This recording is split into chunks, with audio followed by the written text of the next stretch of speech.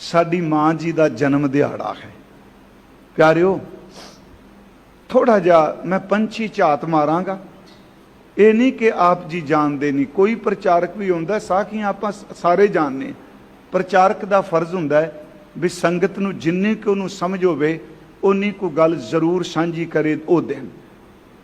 माता साहिब कौर जी जिन्हां दा डॉक्टर तरलोचन सिंह जी लिखते हैं, जे मुगलों का शाही रिकॉर्ड है उहदे विच उन्हां दा नाम है कुवारा डोला साहिब देवी।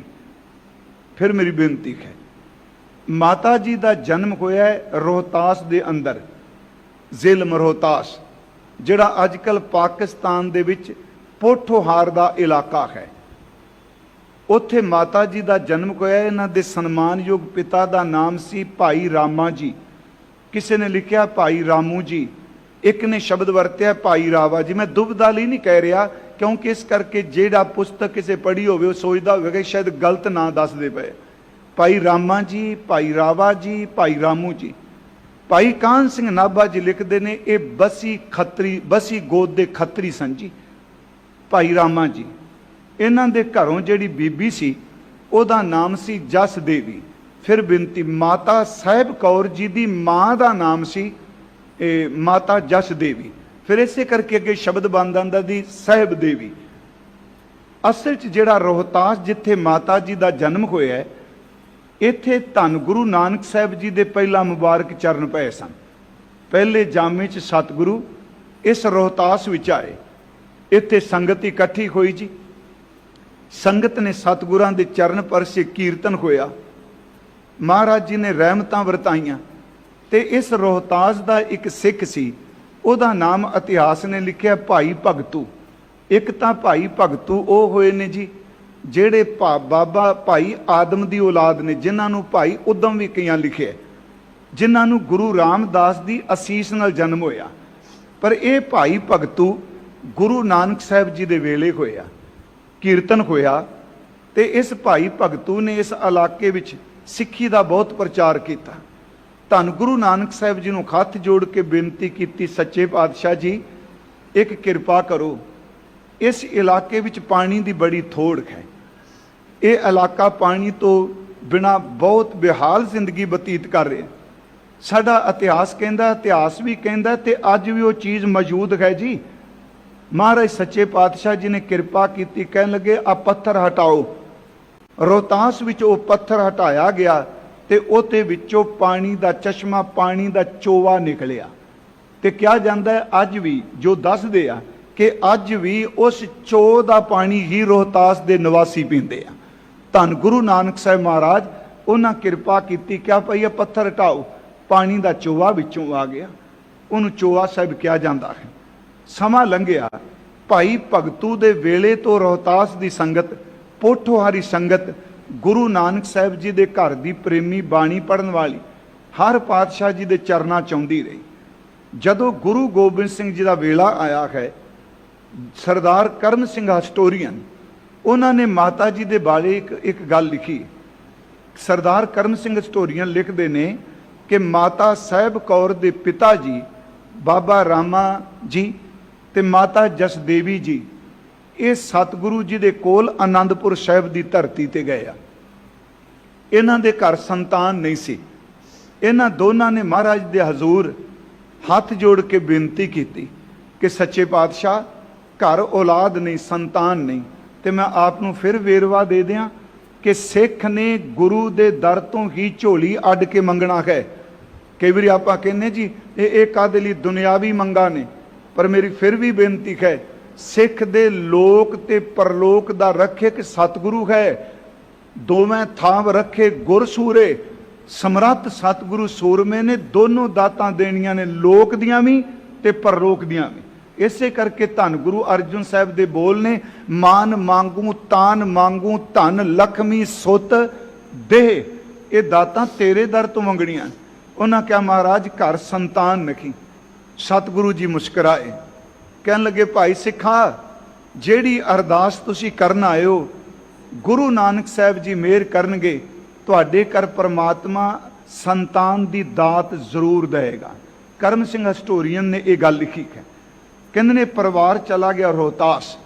ਸਮਾਂ ਪਾ ਕੇ ਇਹਨਾਂ ਦੇ ਘਰ ਇੱਕ ਬੇਟੀ ਤੇ ਇੱਕ ਬੇਟੇ ਦਾ ਜਨਮ ਹੋਇਆ। ਮਾਤਾ ਜਸ ਦੇਵੀ ਨੇ ਜਿਸ ਬੇਟੀ ਨੂੰ ਜਨਮ ਦਿੱਤਾ ਉਹਦਾ ਨਾਮ ਰੱਖਿਆ ਗਿਆ ਸਾਹਿਬ ਦੇਵੀ, ਜਾਂ ਅਸੀਂ ਸ਼ਬਦ ਵਰਤਨੇ ਆ ਸਾਹਿਬ ਦੇਵਾ। ਅੰਜ ਹਜ਼ੂਰ ਸਾਹਿਬ ਅੱਜ ਵੀ ਸਾਹਿਬ ਦੇਵਾ ਹੀ ਸ਼ਬਦ ਕਿ ਮਾਤਾ ਸਾਹਿਬ ਦੇਵੀ ਅਸੀਂ ਵਰਤਨੇ, ਸਾਹਿਬ ਦੇਵੀ ਰੱਖਿਆ ਗਿਆ। ਤੇ ਜਿਸ ਬੇਟੇ ਦਾ ਜਨਮ ਹੋਇਆ, ਇੱਕ ਬੇਟੀ ਤੇ ਇੱਕ ਬੇਟਾ, ਉਹਨਾਂ ਦੇ ਘਰ ਜਨਮ ਲਿਆ, ਉਸ ਬੇਟੇ ਦਾ ਨਾਮ ਭਾਈ ਰਾਮਾ ਜੀ ਨੇ ਰੱਖਿਆ ਸਾਹਿਬ ਚੰਦ, ਜਿਨ੍ਹਾਂ ਨੂੰ ਖਾਲਸੇ ਦਾ ਮਾਮਾ ਜੀ ਵੀ ਕਈ ਵਾਰੀ ਸ਼ਬਦ ਵਰਤੇ ਜਾਂਦੇ ਆ। ਇਹ ਬੱਚੀ ਜਿਹਦੇ ਸੰਜੋਗ ਕਿੱਡੇ ਵੱਡੇ ਹੋਣਗੇ, ਕਿਹੋ ਜੀ ਧੁਰ ਦਰਗਾਹ ਤੋਂ ਰੂਹ ਆਈ ਹੈ ਕਿ ਜਿਹਦਾ ਸੰਜੋਗ ਗੁਰੂ ਗੋਬਿੰਦ ਸਿੰਘ ਜੀ ਨਾਲ ਬਣਨਾ, ਤੇ ਦੁਨੀਆ ਵਿੱਚ ਪਹਿਲੀ ਘਟਨਾ ਵਾਪਰਨੀ ਹੈ ਕਿ ਇਕੱਠੇ ਰਹਿੰਦਿਆਂ ਹੋਇਆਂ ਆਤਮਿਕ ਸੁਮੇਲ ਹੈ, ਸਰੀਰਕ ਸੁਮੇਲ ਨਹੀਂ। ਇਹ ਬੱਚੀ ਜਦੋਂ ਥੋੜੀ ਜੀ ਵੱਡੀ ਹੋਈ, ਕਹਿੰਦੇ ਨੇ ਇਹਨੂੰ ਗੁਰਬਾਣੀ ਕੰਠ ਕਰਾਣੀ ਸ਼ੁਰੂ ਕਰ ਦਿੱਤੀ। ਧਰਮਸ਼ਾਲਾ ਵਿੱਚ ਸੰਗਤ ਨੇ ਹੋਣਾ।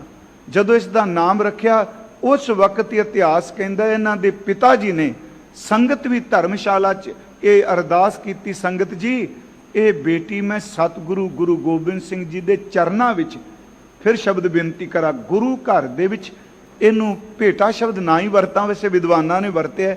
ਉਹਦਾ ਮਤਲਬ ਸੀ ਇਹ ਡੋਲਾ, ਇਹ ਮੇਰੀ ਬੇਟੀ ਮੈਂ ਧੰਨ ਗੁਰੂ ਗੋਬਿੰਦ ਸਿੰਘ ਜੀ ਨੂੰ ਹੀ ਸਮਰਪਿਤ ਕਰਨੀ ਹੈ। ਉਸ ਦਿਨ ਅਰਦਾਸ ਹੋਈ ਜੀ ਧਰਮਸ਼ਾਲਾ ਵਿੱਚ। ਸੰਗਤ ਨੇ ਇਸ ਨਿੱਕੀ ਜੀ ਬਾਲੜੀ ਨੂੰ ਮਾਂ ਕਹਿਣਾ ਸ਼ੁਰੂ ਕਰ ਦਿੱਤਾ। ਪਰ ਉਸ ਦਿਨ ਤੋਂ ਬਾਅਦ ਜੀ ਇੱਕ ਅਲੌਕਿਕ ਜਿਹਾ ਨੂਰ ਮਾਤਾ ਜੀ ਦੇ ਚਿਹਰੇ ਤੇ ਆ ਗਿਆ।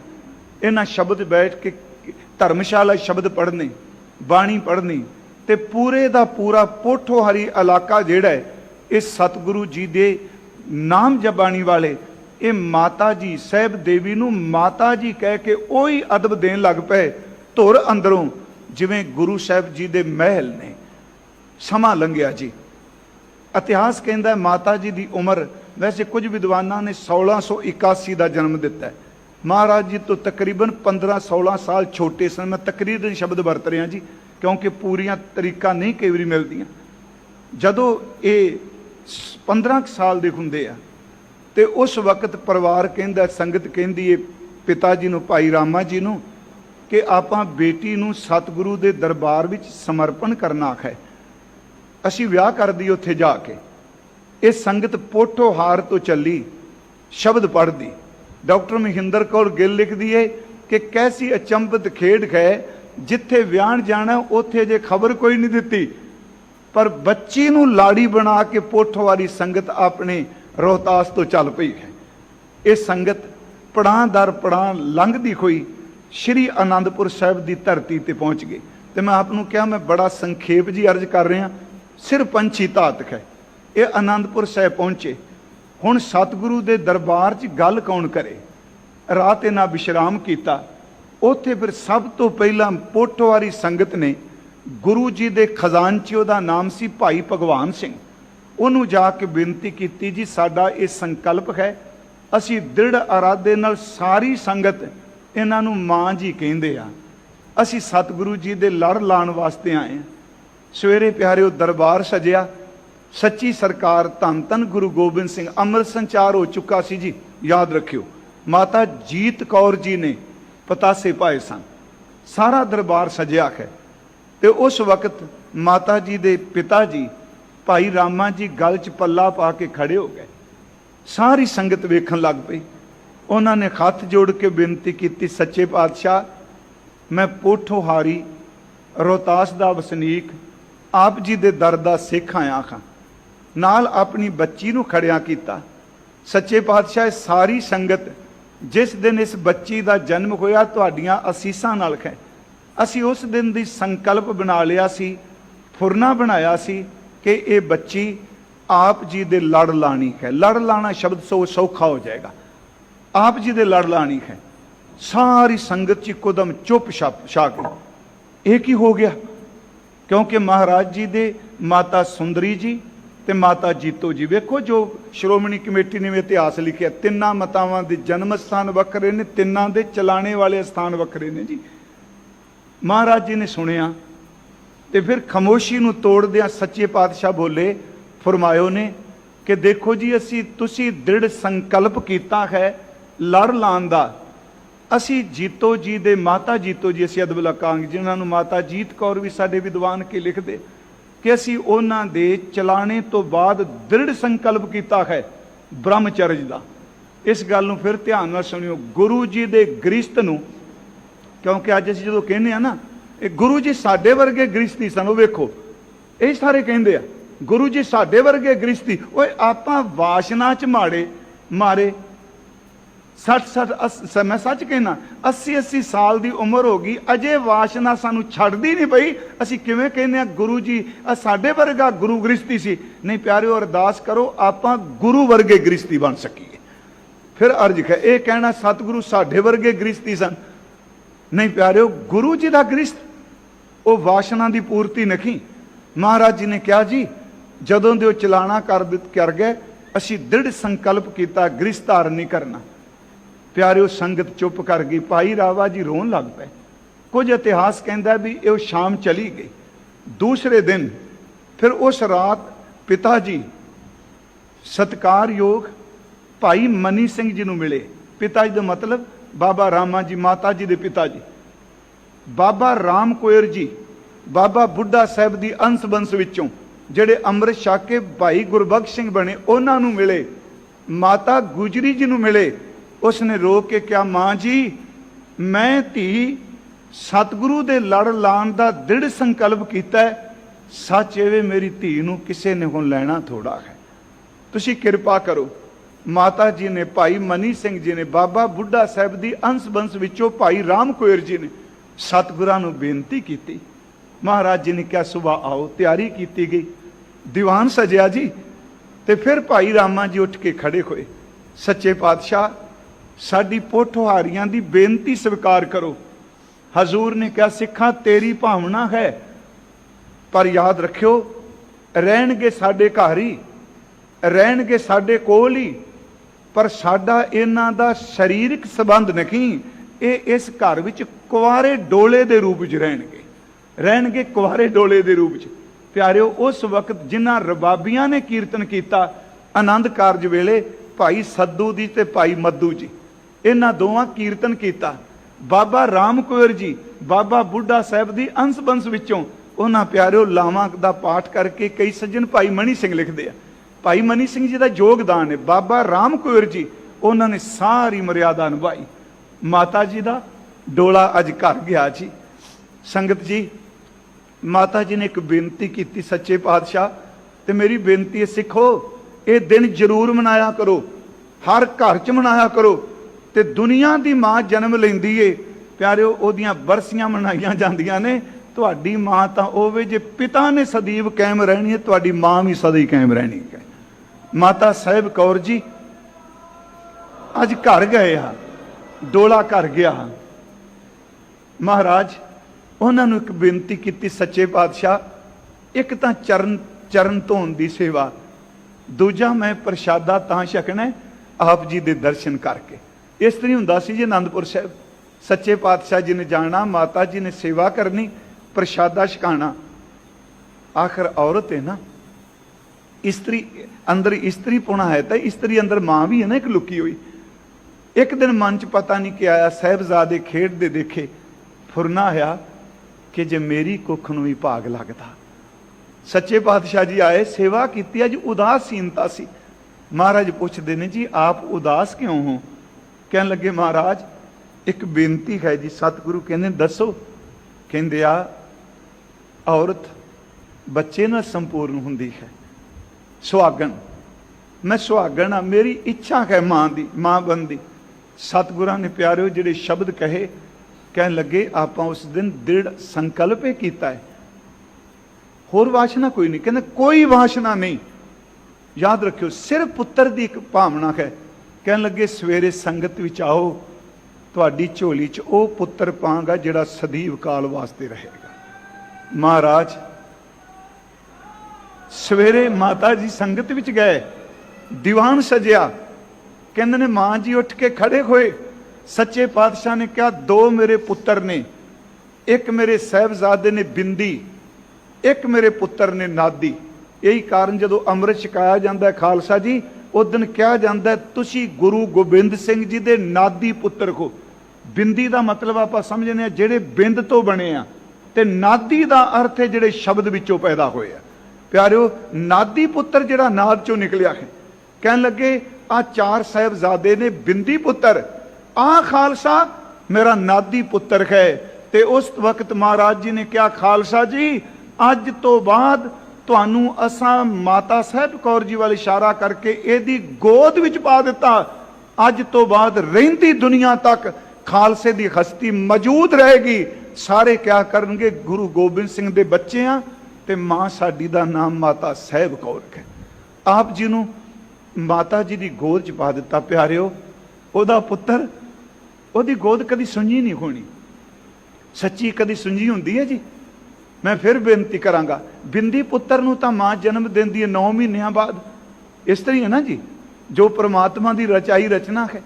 9 महीने बाद 10 महीने बाद गुरमुखो माता साहब कौर दी गोद तां नादी शब्दी है। ओदी गोद विच तां हज़ारां सिख रोज जन्म लेंदे पए। जदों अमृत संचार हुंदा है उदों नादी पुत्र जन्म लैंदा है। माता जी आनंदपुर साहिब रहे। उस तो बाद जदों आनंदपुर साहिब दे घेरे पै, सरसा नदी ते परिवार दा विछोड़ा होया। माता साहिब कौर जी, माता सुंदरी जी, माता सुंदर कौर में शब्द वरदियां क्योंकि साडे सज्जन अजकल ये शब्द वरदे आ, रहो विचार इन्हां नावां नूं निठ के विचारन दी लोड़ है। ये फिर दिल्ली चले जाते हैं। महाराज चमकौर दी जंग लड़ के छोटे साहिबजादे शहीद हो गए, माता गुजरी जी शहीद हो गए। मैं संखेप बेनती करा, महाराज साहबों की तलवंडी पहुंच गया मुक्तसर दी जंग लड़ के। भाई मनी सिंह जी मातावां जी नूं लैके दमदमा साहिब आए। संगत सी जी, पर पंज प्यारे अगे कोल बैठते सन।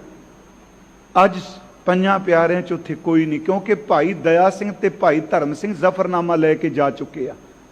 भाई मोहकम सिंह, भाई साहब सिंह ते भाई हिम्मत सिंह जी शहीद हो चुके आ चमकौर साहब। माता गुजरी जी भी नहीं, साहबजादे भी नहीं। मातावां ने संगत वाल देखा। उत्थे माता सुंदरी जी ने पूछा, सतगुरु मेरे लाल प्यारिओ मैं तुहानूं फिर बेनती करा, इमोशनल कर लेनी, तुसीं किन्ने खुशकिस्मत होए। इत्थे हर आगू अपने बच्चे बचांदा है, दूजियां दे मरवांदा है। मेरे सतगुरु तू अपने चारे को के शहीद करा रहे, पर खालसा पंथ नूं बचा के रखा है।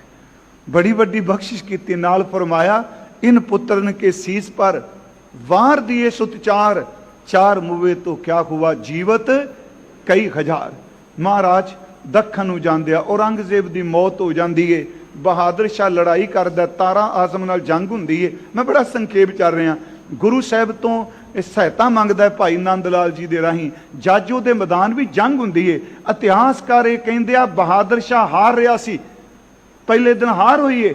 फिर बहादुर शाह ने अपने बंदियां नूं कहा, गुरु गोबिंद सिंह जी दा खालसा आया है, उन्हां नूं कहो अरदास करन, उन्हां दी अरदास मैनूं जित जरूर दवाएगी। मैं बेनती करा, इत्थों महाराज दखन नूं जांदे आ, माता जी नाल जांदे आ जी आनंदपुर साहिब। तो आनंदपुर साहिब तो चलदे मैं फिर अर्ज की दिल्ली, दिल्ली तो दमदमा साहिब। फिर जदों महाराज दिल्ली आउंदे आ, फिर माता जी नदेड़ तक जांदे आ। माता सुंदरी जी दिल्ली रुक जांदे आ। प्यारिओ तुसीं हजूर साहिब जांदे हो, अबचल नगर जांदे हो। मैं तो कई बारी कहना हूं ना, भजन बंदगी लई उत्थे दो थावां ने, एक पासे पिता जी ने, दूजे पासे मां जी ने। जिस गुरुद्वारे का नाम माता साहिब है, माता साहिब ही कहते हैं सारे उत्थे जी, यही लफ्ज वरते माता साहिब चले हैं, माता साहिब चले हैं। हीरा घाट बामणवाड़ा पिंड है जी, वो इस सुन रहे होणगे हजूर साहिब भी। महाराज ने बामणवाड़े पिंड च अपना टेंट लवाया जिथे हीरा घाट है, ते माता साहिब का स्थान हीरा घाट दे बिल्कुल नाल है। महाराज रात नूं अपने तंबू च हीरा घाट रहिंदे सन, ते दिने जिथे माता साहिब कौर जी सन उस स्थान ते जाना क्या जाता है, माता जी दे पूर्वला तप स्थान है बंदगी वाला। उत्थे माता जी ने हत्थी प्रशादा तैयार करना, रोज अपने हत्थी प्रशादा तैयार करना ते महाराज जी नूं छकाना।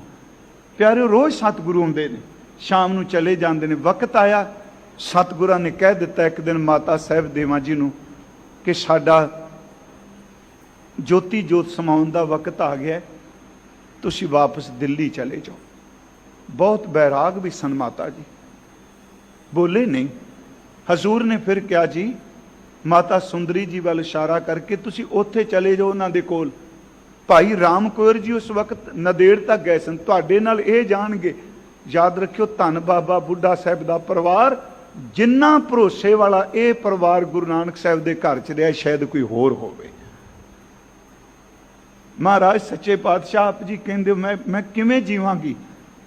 सतगुरां ने फिर 5 शस्त्र अपने दादे वाले दिते।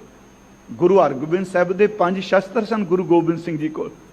5 शस्त्र दे के कहते ने आ लै जाओ, अमृत वेले उठ के इशनान करके इन्हां नूं सजाना, इन्हां दी धूप बत्ती करनी। गल गुरु दे बचन दी है जी।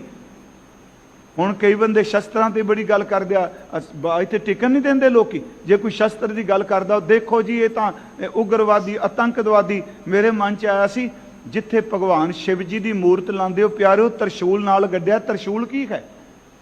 रामचंद्र जी धनक बाण पाई बैठे आ। कृष्ण जी के हाथ विच आपां चक्कर देखने, हनुमान जी के हाथ विच गदा देखने, की वो शस्त्र नहीं? धर्मी बंदे दा चुकिया होया शस्त्र कुकर्मी बंदे दे शस्त्र सुटाण वास्ते है। एक ब्लेड चोर दे हाथ च आ जाओ, जेब कतरदा है। किसी हंसियारे दे हाथ विच आ जाए, वो लोकां दे गले वड्डदा है। एक डॉक्टर दे हाथ विच ब्लेड आ जाओ, चीर के ऑपरेशन करके लोकां नूं जिंदगी दिंदा है। ये तो वरतन वाली दी बिरती है ना जी। उत्थे महाराज जी ने 5 शस्त्र दिते कि अमृत वेले उठना, इशनान करना। प्यारिओ देखो अदब किन्ना शस्त्र दा। एक पालकी माता जी लिए तैयार की गई नदेड़ तो, एक पालकी शस्त्रां लई। ये शस्त्र लैके माता जी दिल्ली आ गए। सतगुरां दे ज्योति जो समाउण दी खबर आई, बहुत बैराग विच आए। प्यारिओ माता जी दा रोज़ नेम की सी, मैं बड़ी संखेप जी चलिया, फिर समा किते मिलिया आपां डिटेल नाल। मेरी इच्छा सी भी जिन्हां नूं याद करने। पंछी चात रोहतास तो दिल्ली तक। माता जी अमृत वेले उठना जी, इशनान करके नेम करना, शस्त्रां नूं रोज़ सजाना, रोज़ पूजा करनी। बहुत घट बोलते सन, संगत नूं उपदेश करना। जदों नदेड़ साहब तो तुरे तो सतगुरां ने अपनी एक मोहर दिती, स्टैंप नाल कह दिता कि तुहाडा खालसा पुत्र है। जदों तुहानूं लोड़ पै तुसीं ये मोहर ला के खालसे नूं हुक्मनामा जारी कर देना, तुहाडे बच्चे तुहाडी मन्नणगे। प्यारिओ जो डॉक्टर गंडा सिंह उन्होंने एडिट किए ने हुक्मनामे, माता साहब कौर जी के 9 हुक्मनामे साडे कोल ने। आ तुहाडे नेड़े है जी नशहरा पनवा, सुनते हो उत्थों की संगत, आपनूं पता होवे नशहरा पनवा जिहड़ा है, इत्थे माता साहब कौर जी का हुक्मनामा पिया है। दास ने 9 दे 9 हुक्मनामिਆਂ का पाठ किया।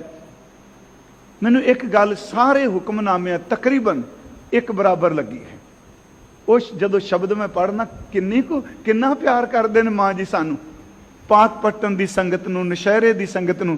जदों हुक्मनामा लिखते हैं 2 गल्लां हर हुक्मनामे च। एक तां लिखते हैं कि गुरु गुरु जपना ते जन्म सवारना, हर हुक्मनामे च गुरु गुरु जपना जन्म सवारना। ते दूजा शब्द पता की लिखते हैं, तुसी मेरे फरजंद पुत हो, वाहिगुरू तुसी मेरे पुत्र हो। जदों सिख नूं हुक्मनामा माता जी का जांदा होवेगा मोहर ला के, तुसी मेरे फरजंद पुत हो, बंदे दे पढ़ दे अंदर किन्नी कोई चरनाड़ छिड़दी होवेगी। गुरु गुरु जपना जन्म सवारना, तुसी मेरे फरजंद पुत हो। मैं बेनती करा माता जी एक हुक्मनामे जारी किए। हाँ, जेड़े शस्त्र सतगुरां ने दिते, अजीत सिंह पालत पुत्र सब नूं पता उस चीज़ का, माता सुंदरी जी ने जिन्हों अडॉप्ट किया सी, वो एडा नकम्मा, उन्हें एक दिन धक्के नाल शस्त्र धारण किए, माता जी नूं अपशब्द बोले। माता जी ने उस दिन पहली बार बोल के क्या, गुरु के शस्त्रां की बेअदबी कर लगा, सच्ची मुच्ची अजाई मौत मरेगा। ये कुछ होया। माता जी 66 साल के करीब जी, मैं फिर बेनती करांगा 65-66 साल के करीब इस मृत मंडल विच वरते। ते जिदन माता जी ने चलाना किया जी, उन्होंने रात कह दिता माता सुंदरी जी नूं, जी सवेरे असीं चले जाना है। अमृत वेले उठे जी, उस तरह इशनान किया, चिट्टे बस्तर पाए, कमज़ोर सी शरीर उस दिन माता जी का। उठ के सतगुरां दे शस्त्रां नूं अपने हत्थीं सजाया, जिस तरह रोज़ पूजा करते हैं, शस्त्र सजाए, चौंकड़ा मार के कोल ही बैठ गए, अपना नेम किया। ते चलण तो पहला संगत इकट्ठी हुई। माता जी ने कहा असां दा संस्कार उत्थे करियो जिथे बाला प्रीतम धन गुरु हरकृष्ण साहिब जी का किया गया है। माता जी बस्तर लैके लेट गए जी। इस तरह कहा कि जिवें एक हाथी माला नूं सुंड च पकड़ी माला नूं त्याग दिंदा है, माता जी गुरु गुरु जपदे अपना शरीरक चोला त्याग गए। संगत ने माता जी दे शरीर नूं बाला साहिब जिहड़ा स्थान है तुसीं जाके दर्शन करियो, उत्थे माता जी का संस्कार किया। मैं तां बेनती की अज साडी मां का जन्म